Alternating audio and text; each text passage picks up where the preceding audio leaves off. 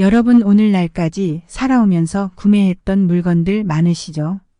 그 물건이 쌓이고 쌓여 처치곤란이 된 분들이 대다수일 것입니다. 나이가 들면 들수록 이 물건을 사용하는지 안 하는지는 상관없이 버리지 못하는 습관이 생긴다고 합니다. 노화의 현상 중 하나가 인지 기능이 떨어지는 것인데 이것이 물건에 대한 집착으로 표현되는 것이죠. 이런 물건에 대한 집착은 청년층보다 노인층에게 2배 더 많이 발생한다고 합니다. 이렇게 물건을 쌓아두는 습관은 운을 막고 말년을 괴롭게 합니다. 그래서 오늘은 운이 트이고 말년을 귀티나게 살기 위해 꼭 버려야 할 것에 대해 소개해 드리겠습니다. 안녕하세요. 행복한 노후입니다. 영상을 시청하시기 전 구독, 좋아요, 알림 설정 부탁드립니다.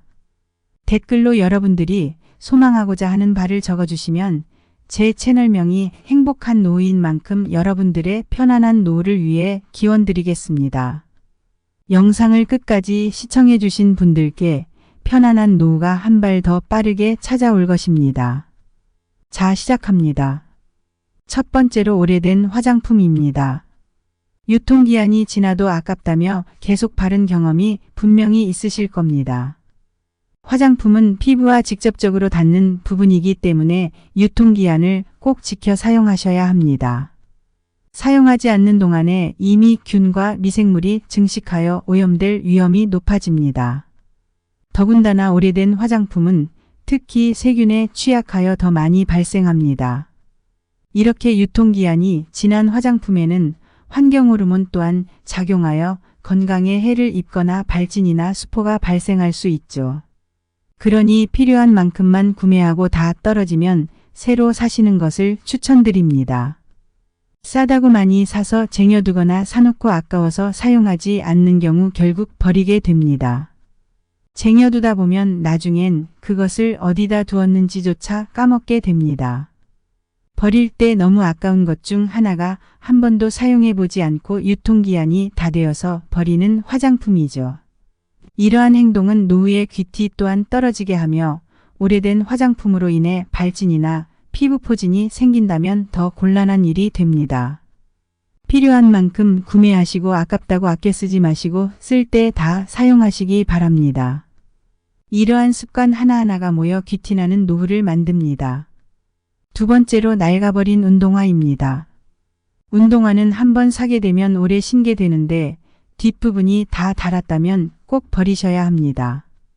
운동화의 밑창이나 바닥이 손상되게 되면 걸음걸이에도 문제가 생깁니다. 그리고 신체에서의 발은 중요한 역할을 하여 온몸과 이어져 있습니다. 잘못하면 척추나 허리, 무릎에 손상이 되어 디스크 발병률을 올릴 수 있습니다. 괜히 아까워서 계속 신다가 건강도 나빠지고 큰돈 나갈 일이 생기게 됩니다. 돈과 건강뿐만 아니라 뒤꿈치 다 다른 신발은 품격을 떨어뜨립니다. 의외로 사람들이 안 보일 것이라고 생각하지만 잘 보이는 부분 중에 하나입니다. 모든 것을 고려하였을 때 말끔한 외면과 건강을 생각하셔서 낡은 운동화는 버리시고 새 것을 구매하시기 바랍니다. 세 번째로는 오래 사용해서 낡아버린 칫솔입니다. 우리는 매일 하루 3번 양치를 합니다. 이 칫솔은 습기 있는 화장실에 두기 때문에 세균이 번식하기 쉬운 물건 중 하나입니다. 더군다나 치아는 건강을 유지하는 것밖에 방법이 없는 부분 중에 하나입니다. 오래된 칫솔이 잇몸과 치아 건강에 위해를 가할 수 있습니다. 입안에 입병이 났거나 상처가 있다면 더 위험한 일이지요. 칫솔의 세균 번식을 막기 위해서는 일주일에 한 번 물을 묻혀 전자레인지에 1분간 돌려주면 됩니다. 또한 보관 시 통풍이 잘 되는 곳에 놓아 물기가 빨리 마르게 하는 것도 중요합니다. 최소 2개월에서 3개월마다 교체해 주시는 것이 좋습니다. 노화가 진행되면 치과 가는 일이 꺼려지게 됩니다. 치과에 한번 가게 되면 돈도 많이 나오고 치아가 손상되게 되면 인생에서 제일 중요한 음식에서 오는 행복이 사라집니다. 사소한 습관 하나로 이 모든 것들을 예방하시기 바랍니다. 네 번째로는 오래된 약과 영양제입니다. 집에 여기저기서 선물 받았지만 다 먹지 못해 유통기한이 지나버린 영양제나 처방약이 있으실 겁니다. 이런 것들은 절대로 드시면 안 됩니다. 더군다나 섭취하는 것이기 때문에 더더욱 조심하셔야 합니다. 유통기한이 지나버린 의약품은 효능이 떨어지고 섭취 시간에 무리가 오기 때문에 주의하셔야 합니다. 아깝다고 해서 쟁여두었지만 남주지도 못하고 먹지도 못합니다.